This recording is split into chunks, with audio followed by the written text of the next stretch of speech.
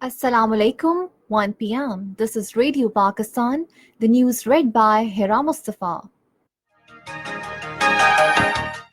First, the headlines. Federal Cabinet meeting is underway in Islamabad with Prime Minister in the chair discussing overall political and economic situation as well as situation in occupied Kashmir and the line of control. Special Assistant to Prime Minister on Information and on Broadcasting says Pakistan will present the case of oppressed Kashmiri people and the Indian injustices at every world forum. Iran's Press TV reports that India's action of withdrawing the special status of occupied Kashmir and deployment of additional troops in the held territory has worsened already heightened tensions in the region. Pakistan and Russia at the second round of Joint Military Consultative Committee in Moscow have discussed defense cooperation between the two countries. And now the news in detail. The meeting of Federal Cabinet is underway in Islamabad with Prime Minister Imran Khan in the chair.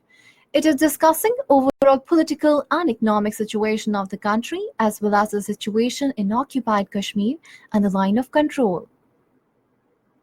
Special Assistant to Prime Minister on Information and Broadcasting, Firdaus Ashik Awan has welcomed US President Donald Trump's reconciliatory role on Kashmir's situation and the regional peace. In a series of tweets today, she said the nation is proud of the fact that Prime Minister Imran Khan strongly contested the case of Kashmir in the world. She said India can neither change reality of the festering dispute through its unilateral actions nor can hoodwink the world community. Firdaus Ashik Awan said Pakistan will present the case of oppressed Kashmiri people and the Indian injustices at every forum. In occupied Kashmir, the authorities continue to impose strict curfew across the Kashmir Valley on the 16th consecutive day today to prevent people from holding demonstrations against India's move of abrogating special status to Jammu and Kashmir. The entire occupied territory, particularly the Kashmir, has been turned into a military garrison as Indian troops and police personnel are deployed in every nook and corner. Iran's Press TV reports that what is taking place in occupied Kashmir is much worse than shown on the media. According to a multimedia report carried by Press TV, India's action of withdrawing the special status of occupied Kashmir and deployment of additional troops in the held territory has worsened already heightened tensions in the region. It said India has carried out a major crackdown on occupied Kashmir, martyring several people and arresting dozens of others. It said the Secretary General of the United Nations is also concerned about the situation in occupied Kashmir. The report said people of occupied Kashmir are not alone, as many people in Iran and across the world have expressed solidarity with them. In India, third largest political party in 2019 election, the Dravida Munitra has announced to hold a protest against Modi government's decision of scrapping of the special status of Jammu and Kashmir in New Delhi on Thursday.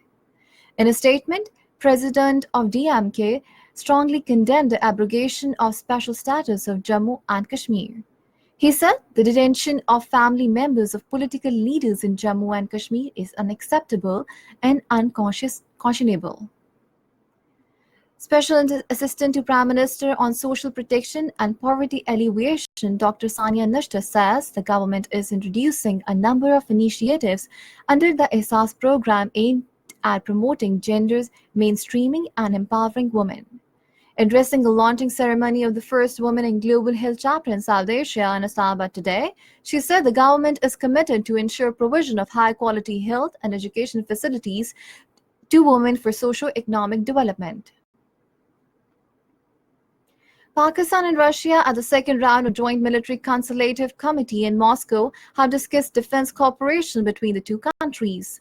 Pakistani delegation was led by Defense Secretary Akram ul Haq, while Russian side by Deputy Defense Minister Alexander Fomin. The two sides exchanged views on regional security, besides holding in-depth discussions on exploring and identifying areas of mutual cooperation, including military training, joint exercises, intelligence cooperation, and issues relating to defense industrial cooperation.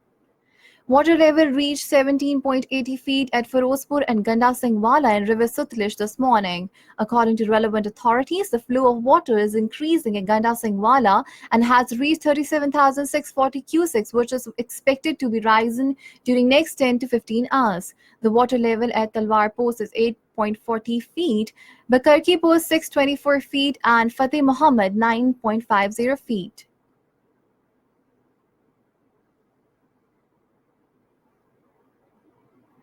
And that is the end of the news. For more news and analysis, log on to our website radio.gov.pk and also watch live video streaming of our bulletins on the link facebook.com/Radio Pakistan News Official.